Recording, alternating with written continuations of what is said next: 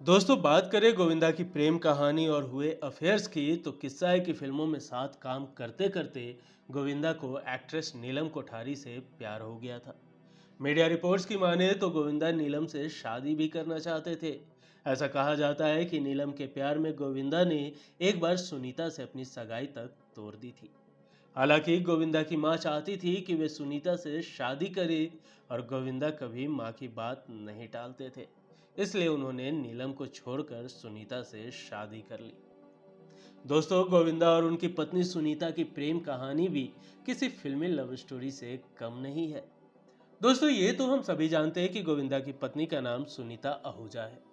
गोविंदा की पत्नी एक पंजाबी परिवार से ताल्लुक रखती हैं, जिनमें उनकी मां नेपाली और पिता पंजाबी है। इसलिए सुनीता आधी पंजाबी और आधी नेपाली है। गोविंदा की लव स्टोरी कुछ ऐसी है कि उनकी पत्नी उनके मामा की साली है। तो उनके मामा ने सुनीता को चैलेंज किया कि यहाँ एक लड़का है जो बहुत सीधा साधा और मम्मी वाला लड़का है, तुम्हें उसे इम्प्रेस करना है। उस वक्त सुनीता ने उनकी चुनौती स्वीकार कर ली और गोविंदा को इम्प्रेस करने में उन्हें पूरा 1 साल लग गया। गोविंदा कहते हैं कि जब सुनीता ने मुझसे कहा कि वो मुझे पसंद करती है तो मुझे बहुत हैरानी हुई, क्योंकि उस वक्त सुनीता सिर्फ 15 साल की थी और मैं 21 साल का। गोविंदा ने सुनीता से कहा कि तुम्हें पता भी नहीं है कि तुम ये क्या कर रही हो, तुम कितनी छोटी हो। तो सुनीता कहती है, मुझे पता है मैं क्या कर रही हूँ। करीब 4 साल तक ऐसा चलता रहा और आखिरकार हमारे गोविंदा को भी सुनीता से प्यार हो गया और 11 मार्च 1987 को दोनों ने शादी कर ली। तब सुनीता 18 साल की हो चुकी थी। गोविंदा और सुनीता ने अपने एक इंटरव्यू में बताया कि उन्हें अपनी शादी को कुछ सालों तक लोगों से छुपाना पड़ा, क्योंकि जब गोविंदा की शादी हुई थी तब वो एक बड़े सुपरस्टार थे और ऐसा माना जाता था कि अगर कोई भी एक्टर या एक्ट्रेस शादी कर लेता है तो उसे कम फिल्में मिलेंगी।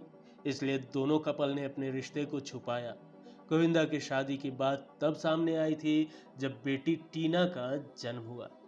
पहली बेटी की डेथ के बाद उनके 2 बच्चे और हुए, बेटी नर्मदा, जिन्होंने फिल्मों में आने के लिए अपना नाम टीना रख लिया।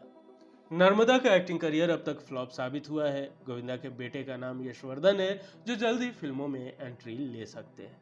दोस्तों, वैसे तो शादी के बाद भी गोविंदा के कुछ अफेयर्स की खबरें आती रही, लेकिन उनमें से ज्यादातर गलत ही साबित होती रही।